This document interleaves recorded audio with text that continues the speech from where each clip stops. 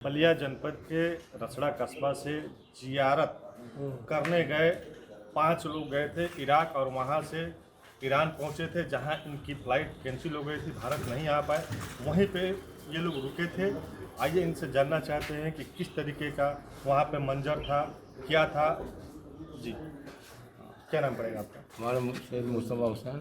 जी, किस तरह का कहाँ पे मंजर था? आप मंजर यही था कि वहाँ पर मिसाइलें चल रही थी, ड्रोन चल रहे थे, जिसकी रोशनी और धमाके जो वहाँ आ रहे थे। और हम लोग तो खैर होटल में थे, लेकिन धमाकों की आवाज़ जो है होटल तक आई।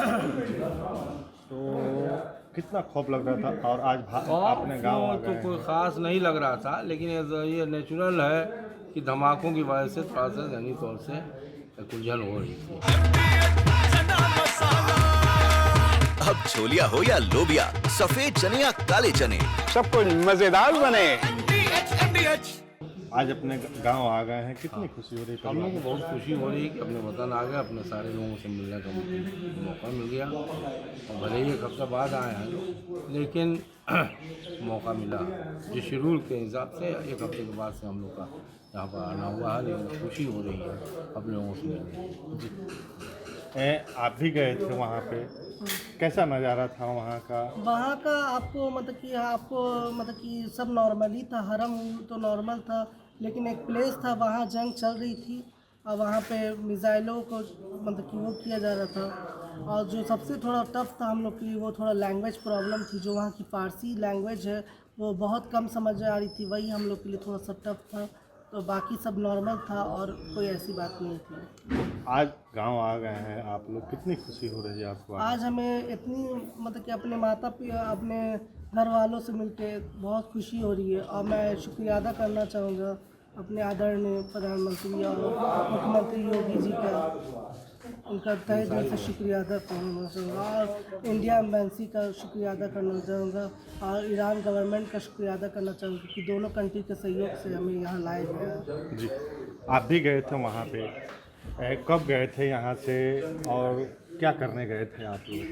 वही हम लोग तो 25 मई को यहाँ से घर से निकले और 28 मई को वहाँ पहुँच गए इराक में। और इराक से 7 जून को जो है ईरान पहुँचे और हम लोगों की ज़ियारत चल रही थी और सारी ज़ियारतें करीब कंप्लीट हो गई थी।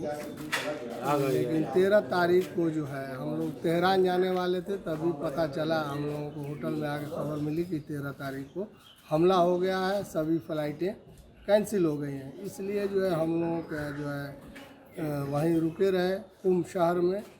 और वहाँ कोई ऐसा धमाका तो नहीं हो रहा था। दूरी पर जो है 130 किलोमीटर दूर जो है तेहरान में हमला हुआ था और उसमें काफ़ी लोग हताहत हुए थे। लेकिन हमारे शहर में अभी तक जो है कुछ नहीं हुआ था।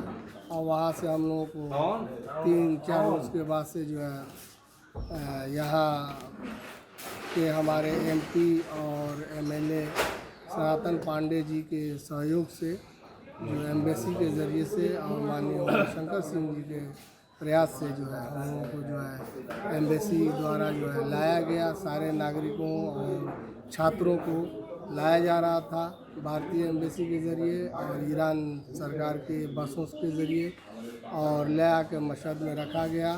तीसरे और पहले दिन से ही ईरान सरकार ने जो है अपनी फ़्लाइट जो है मशहद से खोल दिया और मशहद से जो है तमाम जो है यात्रियों, नागरिकों और जो है ज़ायरीन और स्टूडेंट छात्रों को जो है निकालना शुरू किया। हर रोज़ जो है 300 एक बार में उड़ान भरते थे और 300 सुबह 300 शाम, रोज़ाना 600 से 1200 लोगों को निकाल रहे हैं और अभी वो सिलसिला जारी है। हम लोग धन्यवाद करते हैं माननीय सनातन पांडे जी का, माननीय उमाशंकर सिंह का और भारतीय एम्बेसी का, भारत सरकार का और ईरान सरकार का, कि जिसके सहयोग से हम लोग सकुशल अपने देश आए। और धन्यवाद। जय हिंद, जय भारत। जी, आप भी गए थे वहाँ पे, तो किस तरह का नज़ारा था ईरान में और क्या करने आप लोग गए थे? हम लोग वहाँ दर्शन करने गए थे। जी, वहाँ इमाम हुसैन अलैहिस्सलाम के कब्र का दर्शन करने गए थे हम लोग इराक में। इराक से फिर हम लोग ईरान चले गए थे। ईरान में हमारे 8वें धर्मगुरु इमाम रज़ा अलैहिस्सलाम की कब्र है। इसका हम लोगों ने दर्शन किया। दर्शन करने के बाद जब फिर हम लोग मशहद से कुंभ गए तो वो हमला शुरू हो गया। तो फिर हम लोग वहीं रुके रहे। फिर इंडियन एम्बेसी से हम लोगों ने कांटेक्ट किया। कांटेक्ट करने के बाद इंडियन एम्बेसी ने हम लोगों को मशहद में फिर पनाह दी जी, और होटल खाने पीने की सारी व्यवस्था इंडियन एम्बेसी के जिम्मे थी। और मैं विशेष रूप से बलिया के लोकप्रिय सांसद माननीय सनातन पांडे जी, रसड़ा विधानसभा के लोकप्रिय विधायक माननीय उमाशंकर सिंह जी और अन्य लोगों का मैं हार्दिक मैं धन्यवाद देता हूं कि इन लोगों ने प्रयास किया। और विशेष रूप से भारत सरकार के यशस्वी प्रधानमंत्री माननीय नरेंद्र मोदी जी के दिशा निर्देश पर जो है वो ईरान सरकार तैयार हुई और भारतीयों को सुरक्षित स्वदेश वापसी की तिथि घोषित हुई। और मैं तो आज कितनी खुशी हो रही है आपको गांव आ गए हैं तो? यहाँ हम लोगों को बहुत खुशी हुई, अपने लोगों से मिल गई, हिंदुस्तान की मिट्टी की खुशबू आ रही है। और मैं इस चैनल के माध्यम से